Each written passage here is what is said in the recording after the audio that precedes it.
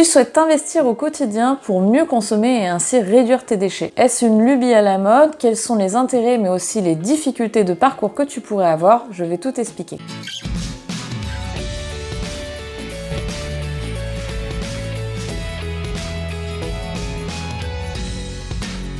Bonjour et bienvenue sur cette chaîne qui est dédiée au vaste domaine du bien-être. Je suis Anaïs et je suis là pour te donner quelques conseils par le biais de mes professions. Depuis des années, tu entends sans doute parler du zéro déchet. Pour beaucoup, j'avoue que cela renvoie à une image de bobo écolo qui se balade en tongs et en dreadlocks. Eh bien sache que non, ça s'adresse tout autant à toi qu'à moi, mais aussi aux générations futures pour essayer de limiter notre impact sur notre planète qui en subit largement les conséquences actuellement. On se place bien loin de l'hypocrisie consiste à remettre la faute sur les générations précédentes qui, soi-disant, ne faisaient pas du tout attention à l'environnement. Au contraire, ça touche de près notre génération pour les trentenaires et quarantenaires, puisque c'est à la fin de la Seconde Guerre mondiale qu'on a vu un impact négatif sur l'environnement fortement augmenter en l'espace de seulement 50 ans. Mais comment cela est devenu possible? Eh bien tout simplement avec l'avènement du marketing, mais aussi de l'électroménager et également d'Internet qui a facilité l'accès à de nombreux produits. Aujourd'hui, je vais discuter avec toi de 3 piliers qui sont la consommation, l'utilisation et l'utilité. Tout simplement qu'il faut éveiller une espèce de conscience collective pour justement changer les choses dans le bon sens. Aujourd'hui, il est de notre devoir à tous, en tant que citoyens de cette planète, d'agir en conséquence en ayant des gestes beaucoup plus respectueux. On ne peut pas inverser la tendance, mais on peut la ralentir et peut-être faire naître de nouvelles solutions. Si l'on fait tous quelques petits gestes, ça peut vraiment changer les choses en profondeur. Bien sûr, ça va être un travail qui va être difficile et qui va se faire sur court, moyen, long terme. Tu vas sans doute faire des erreurs, voire même régresser par moments, parce qu'il n'est pas évident de changer les choses, vu que tu vas aussi te heurter aux valeurs d'autres personnes que tu vives avec ou non, qui ne vont pas aller dans ton sens. Le principe du zéro déchet, vraiment une utopie, on pourrait le dire, parce que vraiment avoir 0% de déchets, c'est presque inaccessible. Pour autant, on peut les réduire facilement de 50% en peu de temps. Puisque l'objectif n'est pas de jeter ce qui nous paraît négatif actuellement, mais plutôt d'être dans la réutilisation. Commençons par le premier fléau mondial, le plastique. Il est vraiment partout, pour tout, et en général peu utile dans la majorité des cas. Il a un côté vraiment rassurant, un côté sain, alors qu'en fait c'est tout le contraire. Ça permet une meilleure propagation. Même si à la maison tu consommes par exemple des bouteilles en plastique et tu prends le coup de les recycler en les mettant dans les bons conteneurs ou à la déchetterie, sache que malheureusement la majorité ne sera pas recyclée puisqu'ils vont être tout simplement évacués dans des pays pauvres. Aujourd'hui, plus impacté va être notre environnement, puisque au niveau des eaux, que ce soit les océans, on sait qu'il y a beaucoup plus de particules de plastique, mais également au niveau de l'eau des sources et potable, elle est également impactée. Considère que quotidiennement nous avalons l'équivalent d'une carte bleue en termes de particules de plastique dans notre alimentation et notre eau. Mais alors comment peut-on agir contre cette problématique? En préférant acheter tout simplement des choses qui ne sont pas, voire peu emballées, pour éviter tout ce qui est suremballage inutile. Par exemple les pâtes, tu peux utiliser tes propres contenants et aller vers le vrac. Les fruits et légumes, tu as la possibilité d'avoir des sacs réutilisables en coton. L'éternel fléau du coton-tige sont sur des auriculis qui vont être un petit matériel que tu vas utiliser toute ta vie. Les stylos, si tu écris beaucoup, et bien au lieu d'utiliser ceux qui sont jetables, tu as beaucoup de produits maintenant qui te permettent de les faire recharger. Il y a en effet toujours des déchets, mais ça permet de les limiter quand même. Puis pour l'alimentation, tout ce qui est viande, fromage par exemple, tu peux aussi emmener tes propres contenants. Il suffit de demander, par exemple au niveau de la boucherie, du fromager ou sur les marchés, la plupart maintenant l'acceptent volontiers. Une deuxième problématique, tout ce qui est jetable.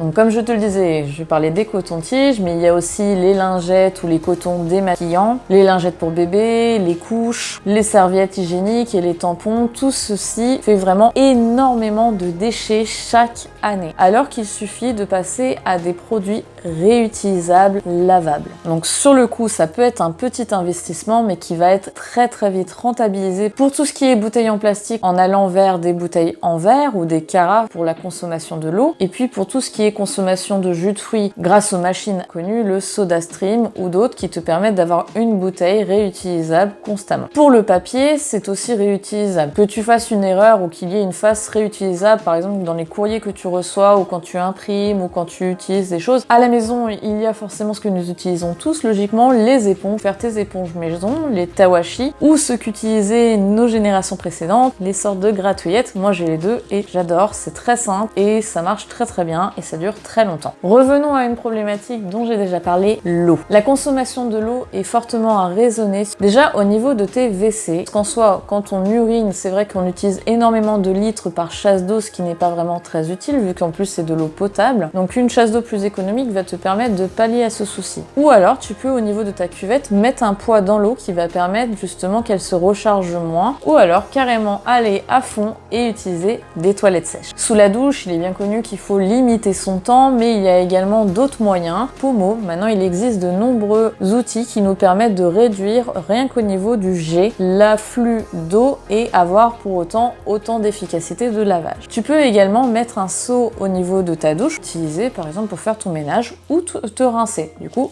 2 fois moins d'eau. Les récupérateurs d'eau qui vont te permettre de t'occuper correctement à la fois de ton potager, mais aussi de tes fleurs, de tes plantes, etc.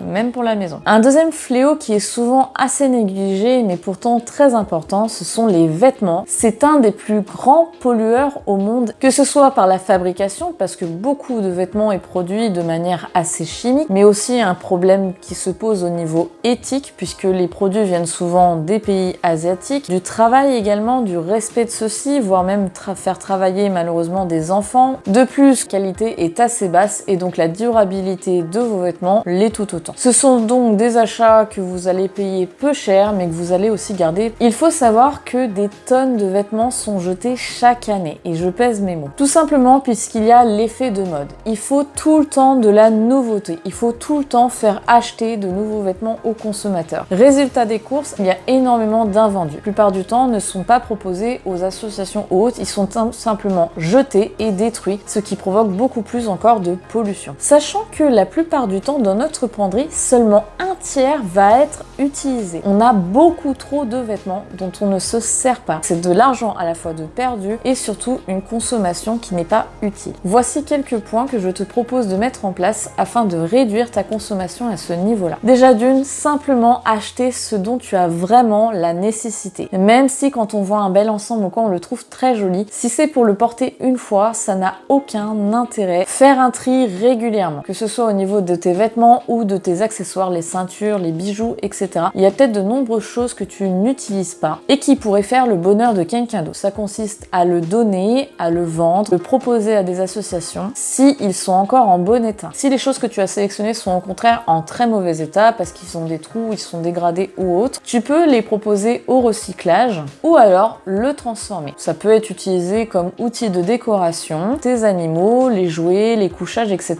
Tu as de très nombreux tutos. Et puis simplement au niveau de tes achats aussi les raisonner. En allant plus vers de la seconde main avec les friperies, les bourses, etc. Et ça je le vois surtout au niveau des enfants. Tout de suite je suis allée vers les bourses pour acheter les vêtements jusqu'à 1 an puisque les enfants grandissent très vite donc autant prendre du seconde main. Il n'y a pas trop d'intérêt à acheter des vêtements neufs parce que la plupart du temps ils ont très peu servi, donc sont presque neufs. Cela permet de faire des petits prix, des petites économies et de permettre à une maman ou à un papa de pouvoir acheter des vêtements pour son enfant qui est plus grand. Au niveau de l'électricité, les bases sont assez connues, éviter les appareils en veille, éviter de laisser allumer ce qui n'est pas utile, mais aussi jouer sur le mode de chauffage qui est souvent énergivore et là, il faut le raisonner. Donc avec des systèmes plus performants mais aussi plus économiques, également maintenir une température adéquate. 19 degrés dans une maison est suffisant en hiver, il suffit de mettre un petit pull. Surtout, tu vas préserver ta santé. Il existe à ce niveau-là quelques petites astuces. Tu as la possibilité d'avoir des retardateurs qui vont permettre de mettre en marche certains appareils de manière autonome, mais également les multiprises avec des boutons qui vont te permettre d'éteindre plein d'appareils en même temps et d'éviter de les laisser fonctionner en veille. Les ampoules à basse consommation. Il y a un autre point qu'il ne faudrait pas oublier, sujet, c'est l'électroménager. On te parle bien souvent d'obsolescence programmée, mais le consommateur n'est pas en reste vis-à-vis de ce fléau et va bien souvent changer ses produits qui n'en ont pas besoin. Que ce soit ton frigo, ton lave-vaisselle ou encore ton téléphone et bien d'autres produits, souvent on va les changer avant qu'ils ne fonctionnent plus. Mais s'ils sont encore fonctionnels, quel est l'intérêt de changer pour quelque chose qui va te coûter un certain prix sous prétexte qu'il y a une bonne affaire à se faire ou encore qu'il est plus performant? Parce que si la plupart du temps les gens vont dire qu'ils vont donner voire vendre ceci, dans la majorité des cas c'est les déchetteries qui vont récupérer ce genre de choses. Ce sont des produits qui sont encore en état de marche qui ne pourront être utilisés par personne et surtout que l'on ne sait pas vraiment recycler puisque la plupart des matériaux utilisés nous sont pour l'instant impossibles à vraiment évacuer, à vraiment réutiliser ou à vraiment éliminer. C'est le même problème pour les meubles. Il y a aujourd'hui énormément de possibilités de prendre des secondes mains qui sont encore en parfait état mais également de donner une seconde vie. Si un meuble ne te plaît plus, il est très facile aujourd'hui de le customiser ou d'en faire un autre usage. Donc bien entendu, on connaît Emmaüs à ce sujet, mais il y a également d'autres petits magasins, associations qui se développent. Et si on parlait du quotidien, que ce soit en termes de ménage, que ce soit les bougies ou encore les cosmétiques, on te vend très souvent des choses assez chimiques. Il est bien de recentrer et de comprendre la composition de ce que tu consommes, puisque la plupart d'entre eux, malheureusement, vont être pleins de perturbateurs endocriniens qui vont impacter négativement ta santé, mais aussi au niveau de la production, peuvent impacter très fortement l'environnement. La vapeur, c'est simple et efficace pour assainir ta maison. Si tu souhaites vraiment utiliser des produits ménagers avec quelques petits ingrédients qui sont le vinaigre blanc, le bicarbonate, le savon noir ou encore l'acide citrique, moi par exemple je fais pour mes tablettes lave-vaisselle, les tablettes WC, les nettoyants surface, des lingettes lavables maison, je n'achète plus rien dans le commerce, juste mes petits produits en vrac ou en sachet craft. Pour purifier et désodoriser une maison, rien de plus simple que d'ouvrir ses fenêtres chaque jour. Mais si tu souhaites aller vers du désodorisant, certains encens, la sauge, etc.